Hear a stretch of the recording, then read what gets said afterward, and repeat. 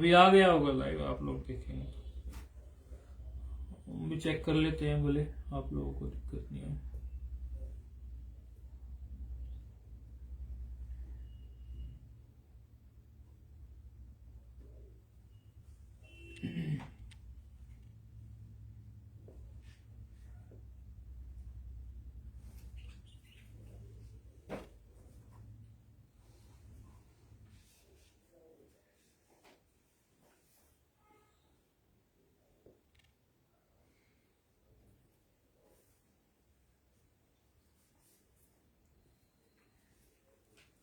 अभी लाइव आ गया, कोई रिप्लाई कर दे। आप लोग देख पा रहे हैं ठीक से ना?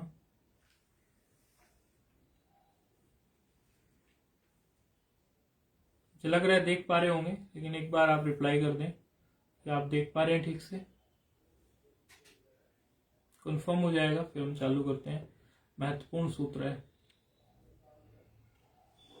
बस एक मैसेज कर दे कोई भी जो भी लाइव है कि हाँ लाइव आ रहा है, ऐसा लिख दे कि लाइव आ रहा है।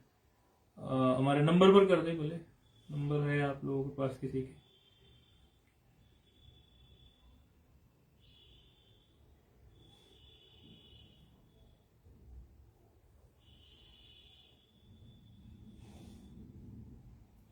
हाँ आ रहा है, ठीक है। यदि नहीं आए, बीच में रुक जाए तो बता देना। अभी आ गया आपको। तो ये सूत्र जो है जी, ये जो इसमें आपने बताया कि उद के स्थान उपसर्ग से परे था स्तंभ के स्थान पर जी पूर्व सवर्ण प्राप्त हो। हाँ ऐसा सूत्र कह रहा है। जी हाँ, तो उद मतलब था पूरे शब्द के स्थान पे था या अभी वही सब आएगा निकल के। अभी आ रहा है, अभी वही सब इस सूत्र को लेकर 2-4 सूत्र प्रस्तुत होते हैं, इन्हीं सब बातों की चर्चा करते हुए। जैसे आप लोग पहले इको अणची में बड़ा चर्चा हो गई थी ना इन सब बातों की, इसी तरह की चर्चा आ जाएगी। जी जी जी। तो उधर से परे था और स्तंभ जो है उनको पूर्व सवर्ण की बात सूत्र ने कही है। तो देखने में यह आया प्राय कि ये सूत्र पूरी व्यवस्था नहीं दे पा रहा है। तो व्यवस्था जब पूरी नहीं बैठती है तो उसके लिए फिर परिभाषा सूत्र कोई आके खड़ा होता है।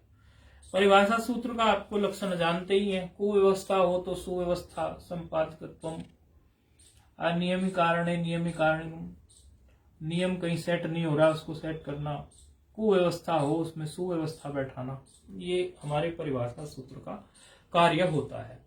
तो इसमें 2-3 अव्यवस्थाएं बन रही थी। एक तो यही पता नहीं चल रहा कि स्था स्तंभ यदि पूर्व में आ गया उद के, क्योंकि दिग योग में है, पूर्व में भी आ सकता है, या उद के परे आ गया, चलो उसका कोई समाधान निकाल लो।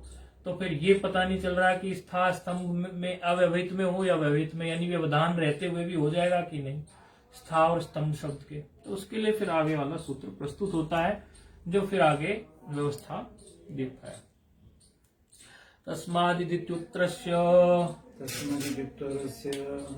तस्मादि यानी तस्माद इति, ऐसे इको यानी आप लोग तो तोड़ ही लेते होंगे, उसमें कोई ऐसी बात नहीं है।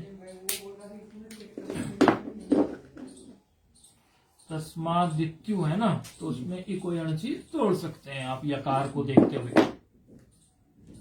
इको यानी से विच्छेद कर सकते हैं।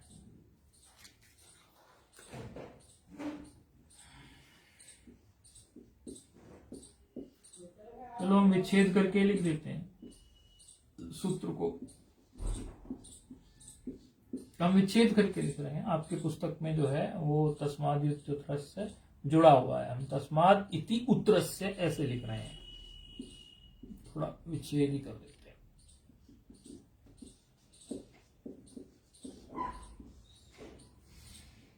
ये सूत्र है 1:67। ये 3-4 सूत्र क्रम से चलेंगे तो थोड़ा सा ध्यान देना है। तो ये सूत्र क्या कह रहा है? सूत्र में तस्माद एक पद है, इति एक पद है, उत्तरस्य एक पद है, देखने से आप लोगों को पता चल ही रहा है पद क्या कह रहे हैं। तो इसमें फिर आगे हमें जो देखना है ये है इसकी वृत्ति। पंचमी निर्देशेन है। आप लोगों को याद होगा कि हमने इसके पहले सूत्र पढ़ा था एक, जिसमें सप्तमी निर्देशेन ने कुछ बात कही थी, अर्थात सप्तमी से निर्दिष्ट कार्य के लिए हमने कुछ बोला था। ऐसा कोई सूत्र पढ़ा था, कोई बताएगा क्या था सूत्र का नाम? देखो आपकी याद, आपकी अलोन्त्यस्य था सर। सप्तमी निर्दिष्ट कार्य के लिए कुछ बोला था। अलोन्त्यस्य तो षष्ठी की बात करता है, सप्तमी निर्दिष्ट कार्य की कोई बात आई थी, याद करिए। ऐसा कोई सूत्र आया था, तस्मिन् इति निर्दिष्ट। हाँ, तो वहां आपको याद हो तो तस्मिन का अर्थ हमने क्या किया था? तस्मिन शब्द का अर्थ ही हमने सप्तमी किया था। तस्मिन शब्द का ही अर्थ हमने सप्तमी किया था। हमने तस्मिन का शब्द उसमें नहीं किया था। सामान्य रूप से तस्मिन का अर्थ क्या निकलेगा? उसमें, तद से तस्मिन बन गया। लेकिन हमने तस्मिन का जो अर्थ था वो क्या था? क्या? सप्तमी। तस्मिन का मतलब ही हमने सप्तमी समझा था। इसी तरह यहां जो तस्माद है, इस तस्माद का मतलब आप उससे मत समझना। आप सामान्य भाषा में समझोगे तो तस्माद का मतलब उससे निकलेगा कि नहीं, लेकिन यहाँ पर ये उससे नहीं समझना है। तस्माद का मतलब ही है यहाँ पर पंचमी। तस्माद शब्द जो है समझो ये पंचमी शब्द का पर्यायवाची है।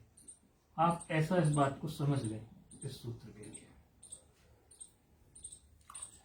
अच्छा, अब वृत्ति क्या कह रही है वो देख लेते हैं। पंचमी निर्देशेन है। पंचमी निर्देशेन मतलब वही तस्माद निर्देशेन है, ऐसा भी कह सकते हैं आप इसको, उसका पर्यायवाची जैसा ही है। इस पर गंभीर विचार है, कभी आगे बढ़ेंगे वो देख लेंगे। पंचमी निर्देशेन क्रियमाणम कार्यम, वो बिल्कुल अभी तक यहाँ बिल्कुल वैसा ही चल रहा है जैसे वहां पर चल रहा था। सप्तमी निर्देशेन क्रियमाणम कार्यम, कोई अंतर नहीं आया इसमें अभी तक, बस पंचमी और सप्तमी शब्द का ही अंतर है। तो इसीलिए सूत्र को समझने में आप लोगों को कठिनाई नहीं आनी चाहिए। जिसने तस्मिनिति निर्दिष्टे पूर्वस्य सूत्र को समझा था उसमें क्या था? तस्मिनिति निर्दिष्टे इति और पूर्वस्य कहा था, इसमें इति उत्तरस्य कहा है।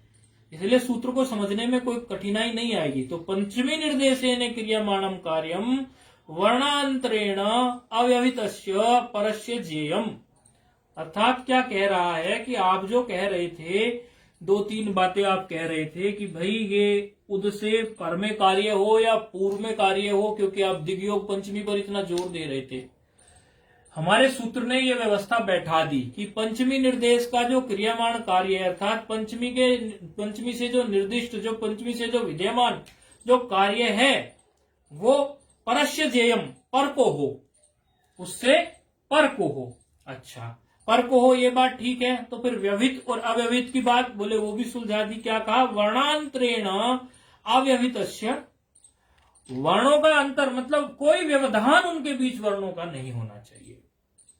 वर्णों में कोई व्यवधान नहीं होना चाहिए, वर्णों का अंतर में कोई व्यवधान नहीं हो। इस तरह का नहीं हो कि उद के बाद में आपको प्र शब्द अगर मिल गया स्था से पहले तो ये कार्य नहीं करेगा, बिल्कुल भी नहीं करेगा, क्योंकि वहां व्यवधान खड़ा हो गया। अर्थात यदि रूप इस प्रकार का है, उद धन स्था कुछ इस तरह का है, तो स्थानम ऐसा कुछ है तो कार्य करेगा, क्योंकि बीच में व्यवधान नहीं। या दूसरा रूप कुछ इस तरह का है, स्तंभ का,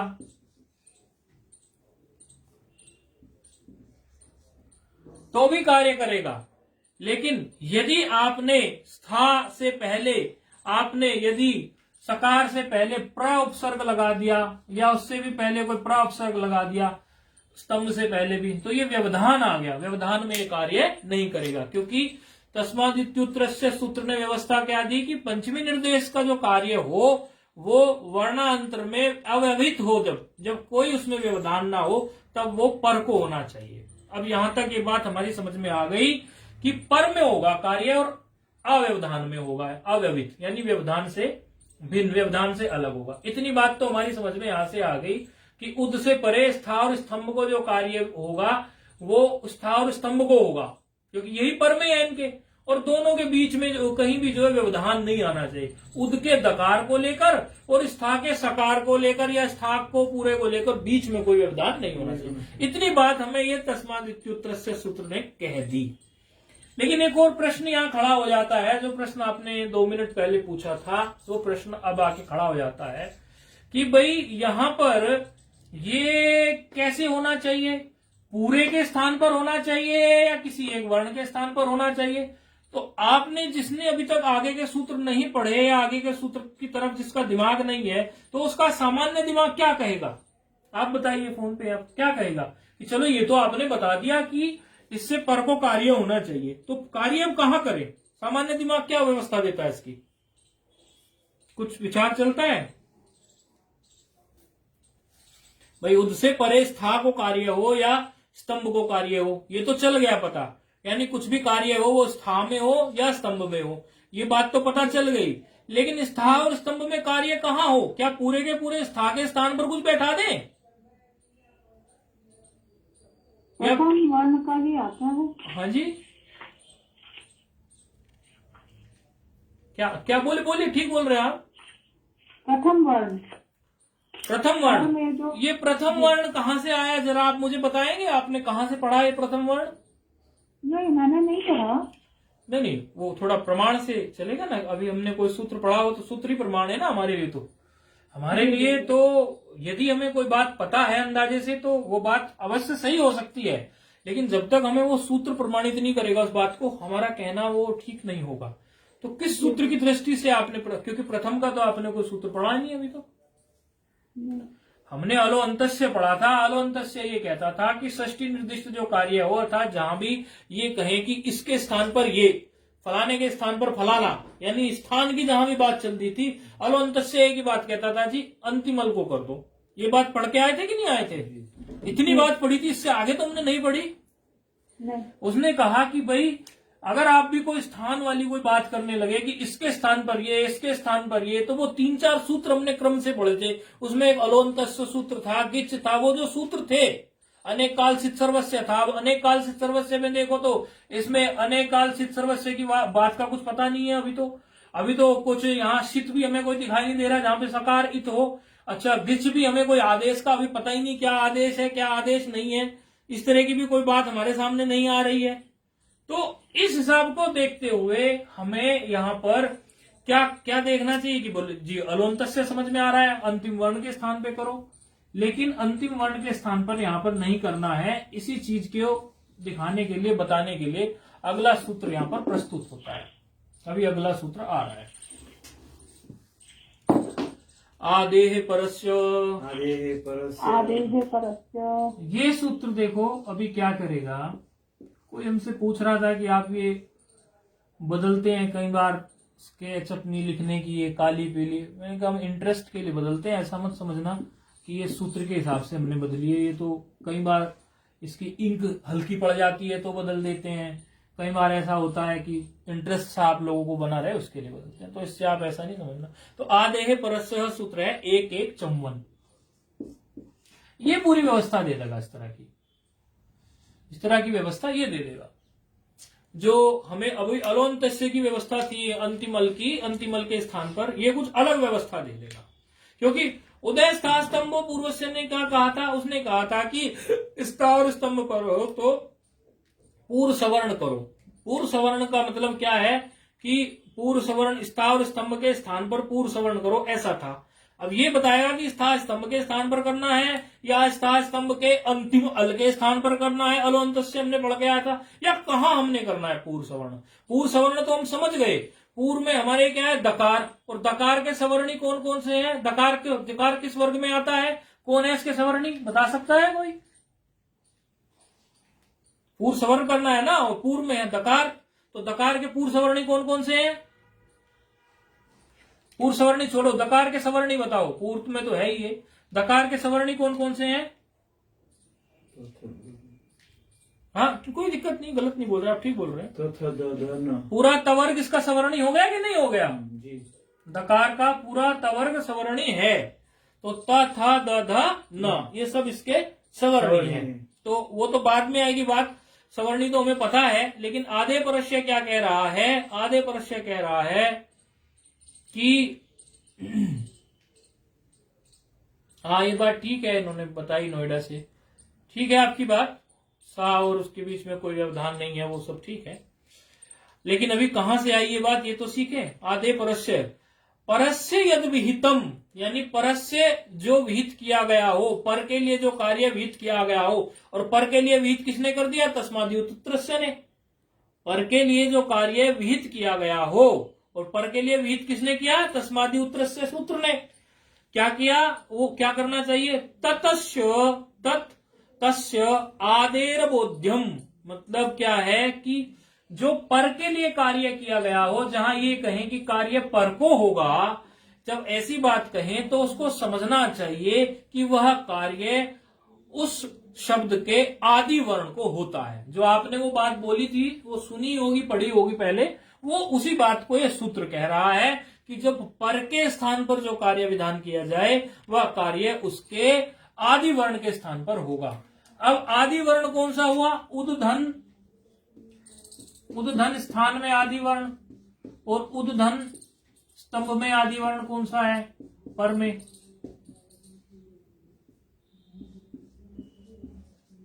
सकार है कि नहीं है आदि वर्ण, सकार है आदि वर्ण। अब सकार के स्थान पर कुछ होगा, ये बात यहां तक पक्की हो गई। उदय स्था स्तंभो पूर्वस्य से बात चली थी, कंफ्यूजन था कि व्यवित हो कि अव्यवित हो, पूर्व में हो कि पर में हो। इसमें पूर्व और पर की व्यवस्था और व्यवित और अव्यवित की व्यवस्था तस्माद्युतत्रस्य ने बैठा दी।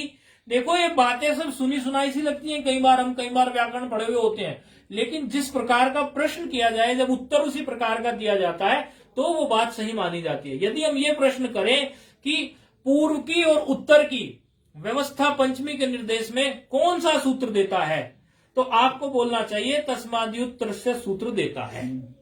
और हम कहने लगे कि अव्यवित की व्यवस्था कौन देता है, वो भी यही देता है। और हम ये कहने लगे कि परस्य में पर के लिए जो कुछ विद्यमान कार्य हो, उसमें आदि वर्ण को ही कुछ हो, ये व्यवस्था कौन सा सूत्र देता है, तो आपको बोलना चाहिए आधे परस्य ये व्यवस्था देता है। तो वो क्या होता है कि उस सूत्र का हम सही वृत्ति को समझ पाते हैं, और वो सूत्र का क्या कार्य है वो हम पकड़ पाते हैं। आप समझ रहे हैं फोन पे हमने क्या कहा, बिल्कुल पकड़ लिया ना आपने बात। जी स्वामी जी। अच्छा, अब उद्दन स्थान में सकार के स्थान पर क्या होना है, पूर्व सवर्ण। पूर्व सवर्ण, पूर्व में क्या है, दकार। दकार के सवर्णी कौन कौन से हैं, दकार के सवर्णी। अब थोड़ी सी घिसाई का टाइम आ गया, अब देख लो जरा। अब हम बोर्ड से मिटा रहे हैं थोड़ा कुछ, और थोड़ा सा अब घिसाई ध्यान देंगे। अब बात घूमते घामते कहां पहुंचेगी जरा देखेंगे। दो रूप हमारे पास लिखे हैं, सारी व्यवस्था फिट हो चुकी है। उद्धन स्थान और उद्धन स्तंभ, ये व्यवस्थाएं सब आ चुकी हैं 3 सूत्रों से, कि सकार के स्थान पर दकार का सवर्णी होना है। और दकार का जो सवर्णी है वो कौन कौन से हैं, त, थ, द, थ, द, ध और न। ये सब है कि नहीं है, अच्छा जी। और सकार के स्थान पर बैठना है, तो आप ये बात अच्छी तरह समझते हो कि सकार के स्थान पर बैठाना है, तो सकार के साथ जिसकी सादृश्यता होगी, क्योंकि स्थानीय अंतरतम सूत्र क्या कहता है, क्या कहता है, जिसकी उसके साथ सादृश्यता हो, और सादृश्यता सामान्य नहीं, उसके साथ उसकी अधिक से अधिक सादृश्यता हो, विशेष सादृश्यता हो, पूर्ण सादृश्यता हो, उसी के जैसी सादृश्यता हो, तब ही हमें वही वर्ण बैठाना है। अब सकार ये है हमारा। अब जरा सब लोगों से पूछा जाएगा, जो फेसबुक से देख रहे हैं वो भी फटाफट उत्तर दें। अब एक छुट्टी मार के आए हो, और ये स्पष्ट बात हमने बोली थी कि तुल्यास्य प्रयत्नम सवर्णम सूत्र पे एक बार दृष्टि डाल लेना। तो अब मुझे ये बता दो आप, सकार का सबसे पहले तो मुझे ये बता दो, सकार का स्थान क्या है, स्थान बताना, स्थान।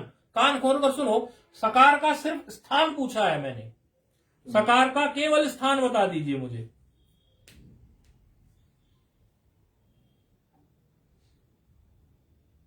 बताइए फोन वालों फटाफट, सब बताइए। सकार का दंत, लटो लकानाम दंता। लिख दिया जी, लिख दिया, बिल्कुल सही बोल दिया, लिख दिया, बिल्कुल सही बोल दिया। अच्छा, स्थान। अब स्थान इनका ता था धा धा ना का स्थान क्या है, फटाफट बोलो। वही वही क्या? वही। तो अब ये बताओ, ये तो फिर समस्या पैदा हो गई। एक के स्थान पर 5 बैठाने हैं और पांचों के पांचों दम थे, तो बैठाए किसको? तो लड़ाई हो गई, तो व्यवस्था नहीं बैठी ना। अर्थात स्थानकृत सादृश्यता से तो व्यवस्था बन ही नहीं रही। चलो अब चलते हैं गुणकृत में। गुणकृत में 2 प्रकार के यत्न होते हैं, एक आभ्यंतर और एक बाह्य। अब मुझे ये बता दो, सकार का आभ्यंतर प्रयत्न क्या है? आपको ये बात तो समझ में आ गई कि स्थान से व्यवस्था सही नहीं बैठी, फोन पे जो हो। हाँ, तो अब मुझे आभ्यंतर प्रयत्न बता दो इसका। ऑनलाइन वालों का भी देख रहा हूं मैं, आ रहा है, दंत भेजा है। हाँ ठीक भेजा दंत। ईषद विवृतम ऊष्मणाम ईषद विवृतम। अच्छा, क्या है इसकी आभ्यंतर प्रयत्न? ईषद विवृतम। ईषद विवृतम लिख रहा हूं मैं, ठीक है।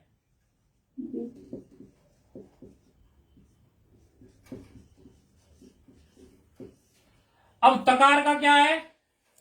थकार का क्या है? धकार का क्या है? धकार का क्या है? नकार का क्या है? स्पृष्टम। तकार का स्पृष्टम। तकार का स्पृष्टम।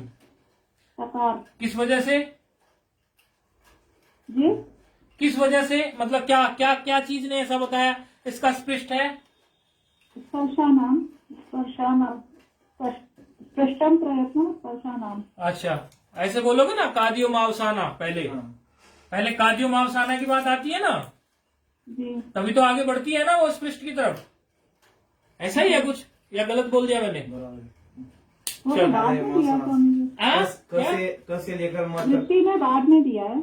नहीं, वो तो ठीक है, लेकिन जो तुल्यास्य प्रयत्नम का जो वो बनती है वृत्ति, ऊपर से कैसे बनती है वृत्ति? पहले वो क्या बोलती है वृत्ति, और फिर क्या बोलती है, तो उसमें कहीं ना कहीं कुछ ना कुछ आता रहता है ना, तो उसको लिंक करना है, कादियो मावसाना को लिंक करना ना। अच्छा, थकार का बोलो फटाफट फिर। किसका? थकार, थकार, थकार सकार नहीं, थकार, ता के बाद था आएगा ना, था सबका निकालेंगे ना फटाफट। अच्छा, तो थकार भी ईषद विवृतम वो है। आज फेसबुक वाले भी भेज रहे हैं सटासट मुझे, उनको बोला था सब याद करो। हाँ, थकार का क्या बताओ? वो स्पष्टम है। अच्छा, उसका भी स्पष्टम है। चलो महाराज सही कह रहे हैं आप, इनका सही गलत बताते रहना।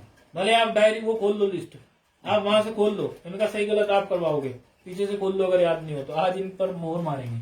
और दकार का स्पष्टम है। स्पष्ट। और धकार का? नकार तो स्पर्शान नाम में कादियो मावसाना। और नकार का? है जी। नकार का? नकार नकार, नकार तथा ना।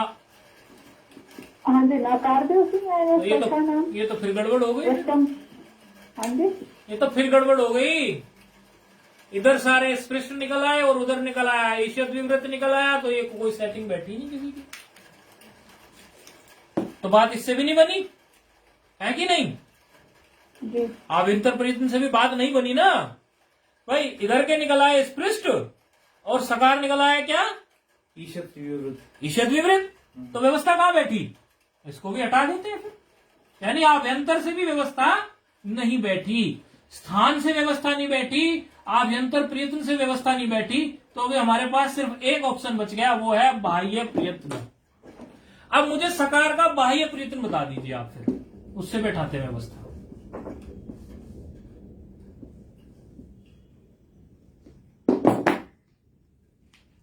सकार का बाह्य प्रयत्न। हाँ सही बता रहे हो फेसबुक वालों, और बताओ। अब सकार का बाह्य प्रयत्न बताइए। देखो इसमें पूरे मस्तिष्क की एक्सरसाइज हो जाएगी, क्योंकि आगे कई सूत्रों में ये सब आने भी वाला है। फिर सकार का अब बाह्य प्रयत्न बताओ। वहीं पहुंच जाओ। तुल्यास्य प्रयत्न में खोपड़ी घुमाओ। बाह्य प्रयत्न 11 थे, एकादश बताए थे। 11 में क्या क्या था बोले, सोचो। यार संवार, नाद, घोष, अल प्राण, महाप्राण, वो सब घुमाओ दिमाग में, तो बैठाओ व्यवस्था। विवारा श्वासा अघोषाश्च। सकार का क्या है? खरो विवारा श्वासा अघोषाश्च। तो सकार किस में आता है? खर में आता है जी। तो क्या होगी इसकी? बताओ फिर से। विवार विवाराः श्वासा अघोषाश्च। श्वास अघोषाश्च। इतनी बात बता दी तो फिर प्राण भी बता दो उसका। हाँ ठीक महाप्राण। होता है। हाँ जी, महाप्राण। महाप्राण। महाराज आप देखना गलत तो नहीं बता रही है, ठीक है। हाँ अच्छा, अब तकार का बता दो। तकार का क्या? अब वो सकार का तुमने देख लिया, अब हम इधर जो पूरा तवर्गी हमने पूरा लिखा हुआ है, इनमें से भी एक एक का देखना पड़ेगा ना। जी जी जी। तो तकार का बता दो पहले। तकार का है उसका तकार होगा पंचमी। तकार प्रथमा, तो प्रथमा है विवार संवार अघोषाश। ये भी उसी में आएगा स्वामी जी, प्रथमा। विवार तकार भी विवार श्वास अघोष। श्वास अघोष। प्राण भी बताइए। इसका है अल्प प्राण प्रथम। किस किस बात के कारण? ये है वर्गाणाम प्रथम तृतीय पंचम। ये किसमें आता है, किसमें आता है? प्रथम में, तृतीय में या पंचम में? तकार तो प्रथम में आता है। अच्छा ठीक है, चलो फिर धकार का बताओ। धकार का पहले बताओ क्या क्या होना चाहिए इसका, फिर प्राण भी बताओ। थकार का थकार, हाँ थकार आ गया। अब तकार के बाद में आगे तो होता द्वितीय आएगा विवार संवार अघोष। विवार संवार अघोष। विवार संवार दोनों आ जाएगा जी हाँ। है? अच्छा, विवार और संवार दोनों है इसके। विवार श्वास श्वास श्वास। अच्छा, क्या लिखूं फिर बताओ फाइनल? विवार श्वास, विवार श्वास अघोष द्वितीय अघोष है। और प्राण और बता दो। द्वितीय में महाप्राण। थकार का महाप्राण है। द्वितीय ठीक है, हाँ थकार की बात हो रही है। दकार का बताइए। तृतीय देखिए इंक प्रथम तृतीय पंचम संवार नाद घोषाश्च। इसमें से निकली यूं करने से ज्यादा डली हुई। हाँ बोलो बोलो, दकार की बोलो। दकार तृतीय। पहले पहले वो बताओ, विवार संवार बताओ, उसका क्या है? दकार का ना संवार नाद घोषा। क्यों? और प्राण इसमें दकार अल्प प्राण। नहीं, दकार का संवार संवारनाथ घोष क्यों है, पहले ये बता दो वृत्ति के अनुसार फटाफट। हाँ, वर्गाणाम प्रथम तृतीय पंचम यणश्च अल्प प्राण। अल्प प्राण महाप्राण नहीं पूछा पहले मैंने, पहले मुझे बताओ संवारनाथ घोष क्यों है इसका दकार का? वर्गाणाम प्रथम तृतीय है ना ये। अरे संवारनाथ घोष वर्ग के क्या, संवारनाथ घोष किससे होना चाहिए? प्रत्याहार होगा ना कोई वहां पर संवारनाथ घोष के लिए। हाँ जी, हाँ ये है। वो बताओ ना, वही पंक्ति बताओ जो पंक्ति चाहिए हमें। हर्ष में आता है हर्ष। हाँ तो फिर ऐसे बोलना अच्छा, चाहिए। हाँ। अच्छा अब बोलो प्राण का, अब प्राण की बात बोलो, अब सुनेंगे हम आपकी वर्ग की बात। प्राण की बात आती है तब वर्ग की बात आती है। तृतीय आ गया तो अल्प प्राण। दकार का अल्प प्राण। जी। धकार का बताओ। धकार हर्ष हर्ष हर्ष हर्ष। धकार हर्ष संवार नाद घोषाश्च। हर्ष संवार नाद घोषाश्च। क्या है? संवार संवार नाद घोषाश्च। और प्राण बताओ। महाप्राण। क्यों है महाप्राण, ये भी बताओ फटाफट। द्वितीय चतुर्थ शलश्च महाप्राणाः। तो ये किसमें आता है? द्वितीय में, चतुर्थ में, किसमें?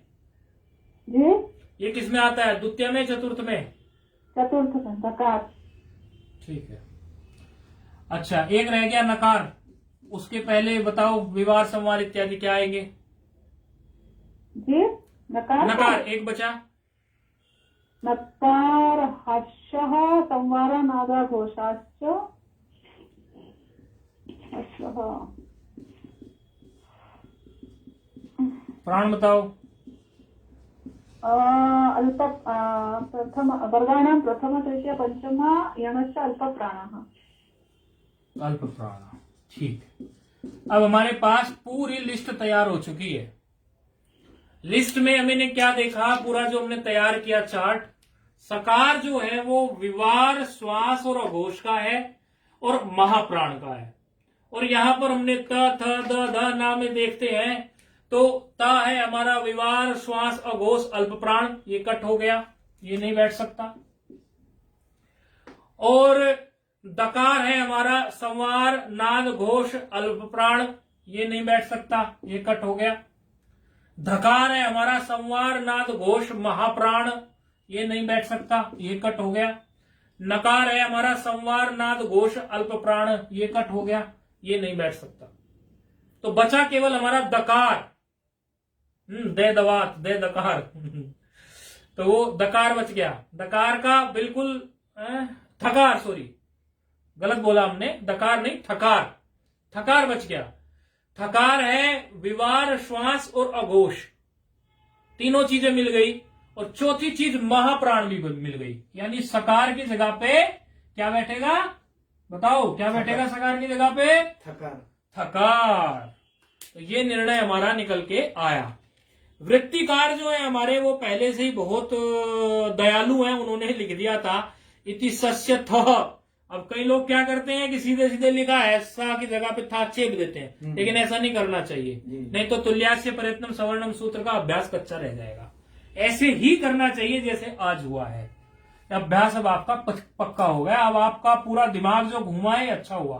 तो अभी क्या करना है, बस बैठ गई व्यवस्था, सकार के स्थान पर थकार रखना है, सीधे डायरेक्ट नहीं लिखना था, नहीं तो वृत्ति देख के डायरेक्ट लिख देते, वो तरीका ठीक नहीं है, पूरी उसमें घिसाई होनी चाहिए। तो उद धन स्तंभ था, स्थान था, तो स्थान के स्थान पर स्था के सकार के स्थान पर था हो गया, और आगे तो थान है ही, पहले ऐसा था स्थान, और उसके स्थान पर ये थकार बैठ गया। और दूसरा था उद धन स्तंभ था, तो उसके स्थान पर भी क्या आ गया, थकार आ गया, तो क्या बैठ गया, उद धन थंब, ऐसे हो गया। स्तंभ था, उदधन थंब हो गया, थतंब हो गया, और उदधन स्थान था, उदधन थथान हो गया। ये रूप हमारा यहां तक बन गया, उदधन थथान और उदधन थतंब, इस तरह से, क्योंकि सकार के स्थान पर थकार हमने परीक्षा करके बैठा दिया। अब अगला सूत्र आ रहा है। अगला सूत्र क्या है, झरोझरी सवर्णे, झरोझरी झरोझरी सवर्णे। सवर्णे। अब अगला सूत्र देखो क्या है।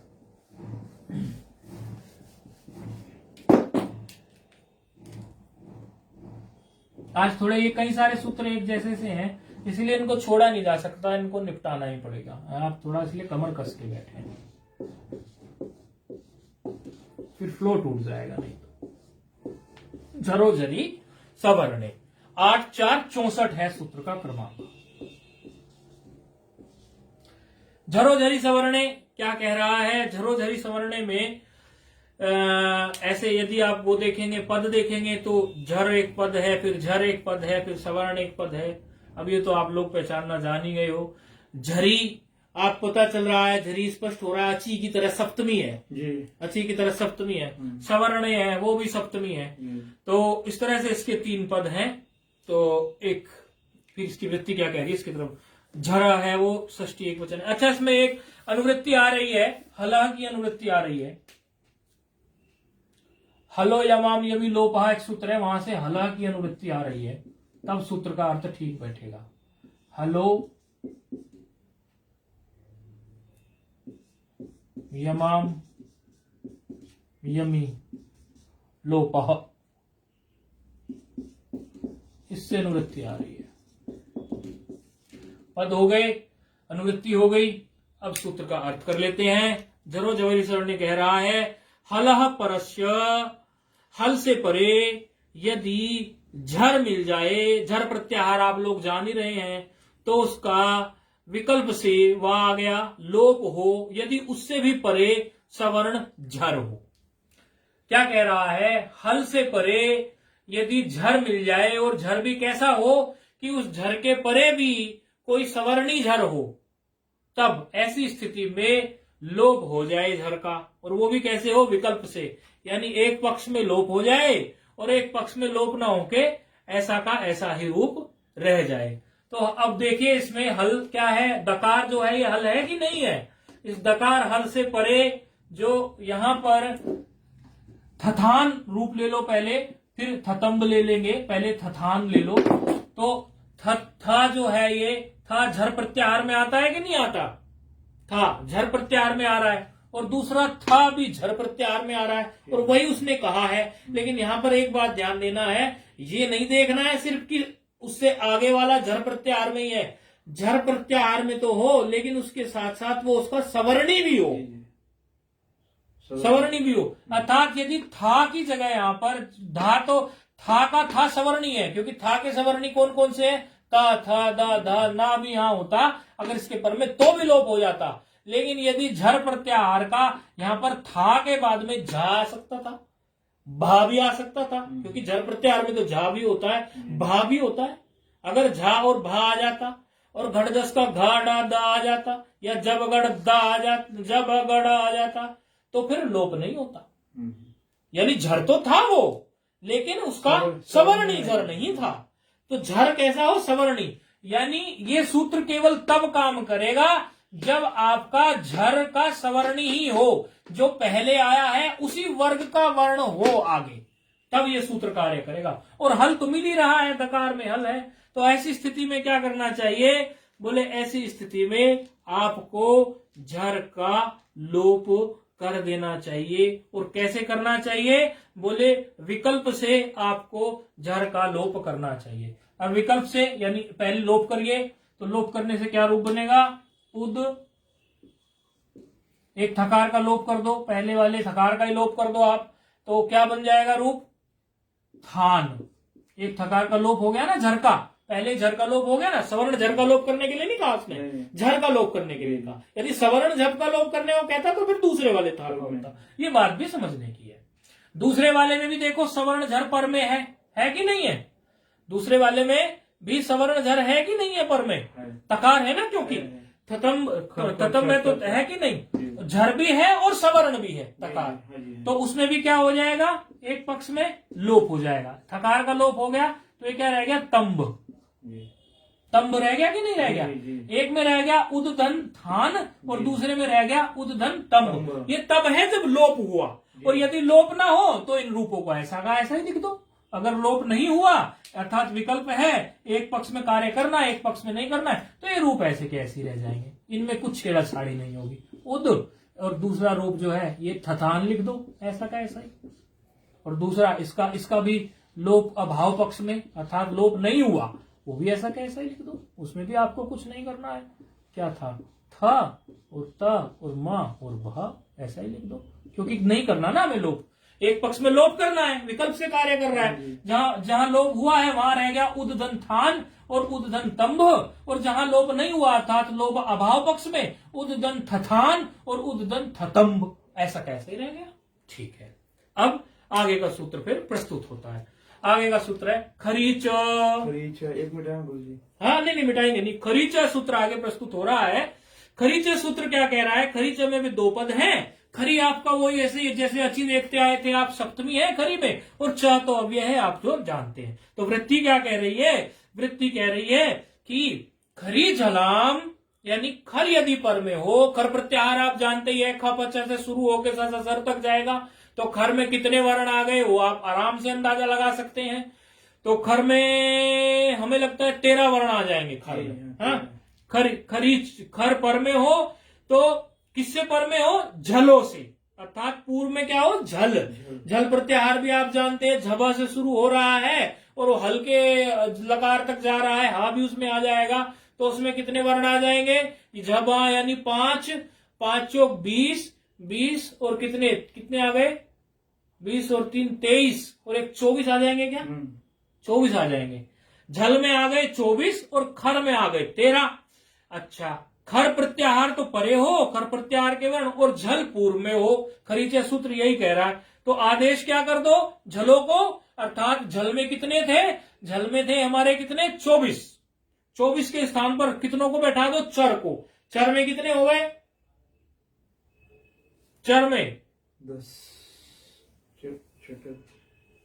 चर में 5 हाँ कितने, बोलो बोलो बोलो बोलो।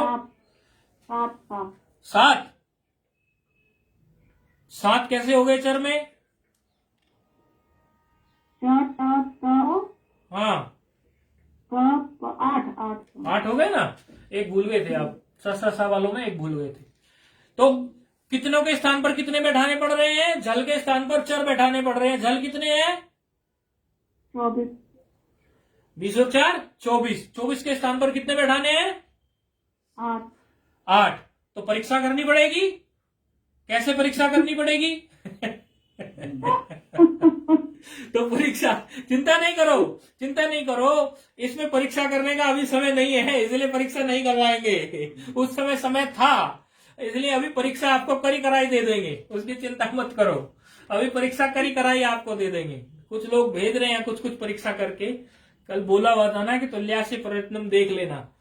तो 24 झलों के स्थान पर बैठना है। जैसे झल को इस हिसाब से एक शॉर्टकट कई शास्त्रों ने दिया हुआ है। परीक्षा वैसे आप लोगों ने करनी सीख ली, इसलिए परीक्षा अवश्य कर लेना, लेकिन शॉर्टकट इसका ये है कि जो जिस वर्ग का आ जाए झल, जो जिस वर्ग का झल आ जाए, जैसे ये वर्ग है कु चू टू कु, ऐसे कवर्ग है का खा गा गा, ऐसे चा वर्ग है चा छा जा जा, तो या तो कवर्ग का आएगा कोई झल, या चवर्ग का आएगा, या टवर्ग का आएगा, या तवर्ग का आएगा, या पवर्ग का आएगा। इसी तरह तो कोई झल आएगा, या फिर और क्या बच गया, सा आएगा।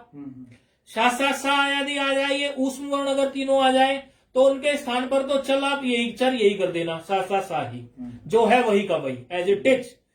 और यदि ये नहीं आए, यदि ये नहीं आए, कोई इनमें से आ जाए पूछो टुतुबु में से, तो ये देखना कौन सा वर्ण आया है, ये देखना कौन सा वर्ण आया है। जो वर्ण आया है आपका उसको आने देना, चर में से प्रथम डाल देना, चर में उस वर्ग का प्रथम डाल देना। जैसे उद्धन थतंब है, या उद्धन थान है, या उद्धन तंब है। अब रूप यहां बन गए ना, उद्धन तान और उद्धन तंब ऐसे बन गए ना। तो परिवर्तन किसके स्थान पर होना है, झल के स्थान पर। झल क्या है, दकार। दकार किसका है, तवर्ग का है कि नहीं है, शॉर्टकट बता रहे हैं, ये परीक्षा करोगे तो बहुत अच्छा है। दकार तवर्ग का है कि नहीं है, तो ये तवर्ग का है। तो इसमें तवर्ग में सबसे पहला कौन सा वर्ण आता है, ता, तो ता डाल दो। यदि यहाँ पर तवर्ग ना होके चवर्ग होता, और चवर्ग का कोई भी वर्ण होता, छा होता, जा होता, झा होता, तो आप पहले वाला चा डाल देते। परीक्षा होके ये शॉर्टकट बना रखा है, ठीक है। यदि वो फिर हमारा टा वर्ग का होता, डा ढा ढा कुछ भी होता, तो उसमें टा लिख देते। ऐसे वर्ग का प्रथम डाल देना, वो बिल्कुल परीक्षा के हिसाब से फिट बैठता है। तो दकार के स्थान पर यहाँ पर क्या हो जाएगा, इसका प्रथम वर्ण। ये शॉर्टकट बताया आपको, परीक्षा चूंकि आप पहले कर चुके हो इसलिए दोबारा परीक्षा नहीं करवा रहे हैं। तो क्या हो गया, उद के स्थान पर उत, यानी तकार हो गया दकार के स्थान पर। तो पहला रूप बन गया उत्थान, दूसरा रूप क्या बन गया, उत तंब। बात समझ में आई आपके फोन पे, क्या इसका शॉर्टकट निकाला हुआ है पहले से जी। तो उत्थान का फिर विभक्ति लाएंगे तो उत्थानम हो गया, और उत्तम का उत्तमन हो गया। ये तो हो गया लोप पक्ष में, जो लोप जिसमें किया था। यदि लोप अभाव पक्ष में बनाओ, जिसमें और भी एक वर्ण मौजूद है जो लोप नहीं हुआ था, थकार, वो नहीं हुआ था, तो एक वर्ण और बढ़ गया। बस दकार की जगह पे तकार रख दो, दकार की जगह पे सिर्फ तकार रख दो, और बाकी जो है आप एज इट इज उसको जो है वैसा का वैसा डंडा खींच के लिख दो। जैसे ये है, बोर्ड वाले देख रहे होंगे, दकार के स्थान पर ये तकार लिख दो, उत, क्योंकि आपको बताया ये झल के स्थान पर चर होना है, और चर की झल के स्थान पर चर बैठाने की व्यवस्था आपको बैठा दी शॉर्टकट। तो उसी स्थान से ये लोप अभाव वालों में ये था, एक था ये, एक था ये, एज इट इज ये बन गया रूप। दूसरा ही ये, एक था ये एज इट इज, एक था ये बन गया रूप। ऐसे रूप बन गए ये।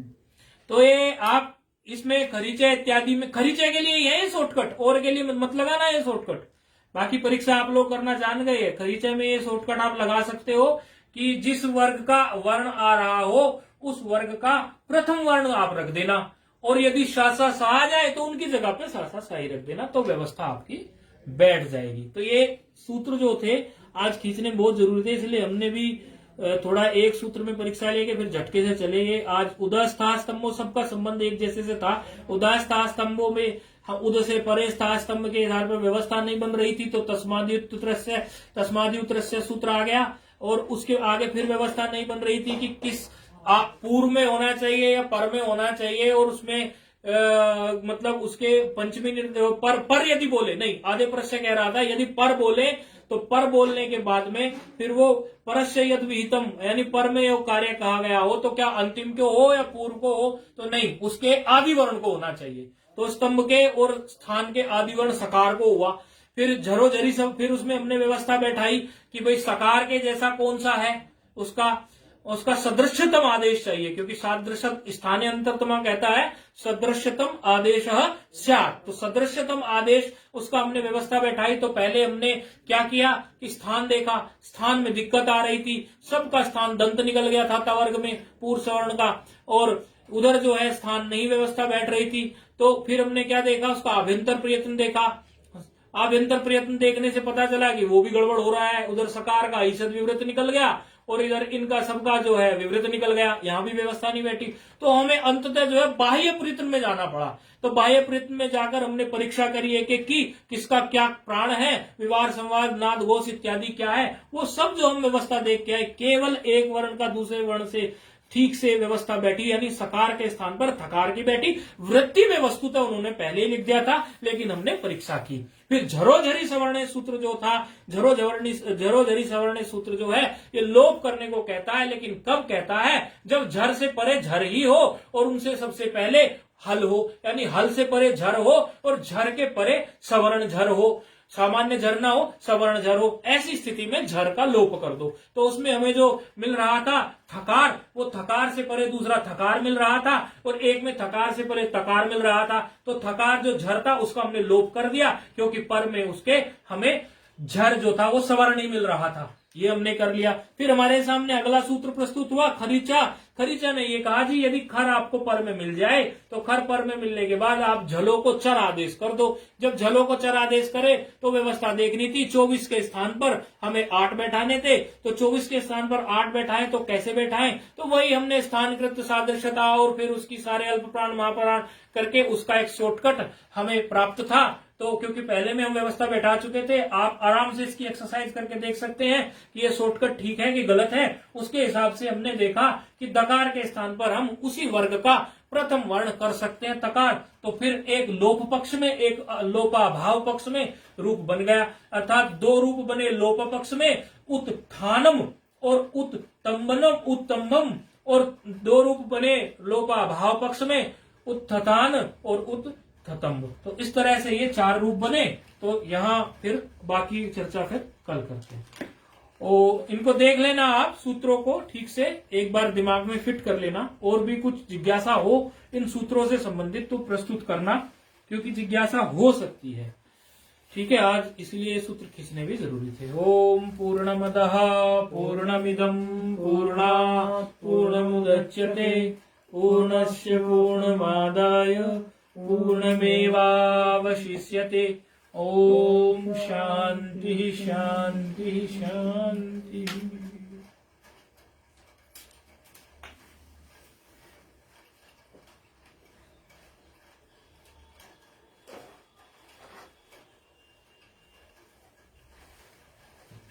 आज तो बारिश है।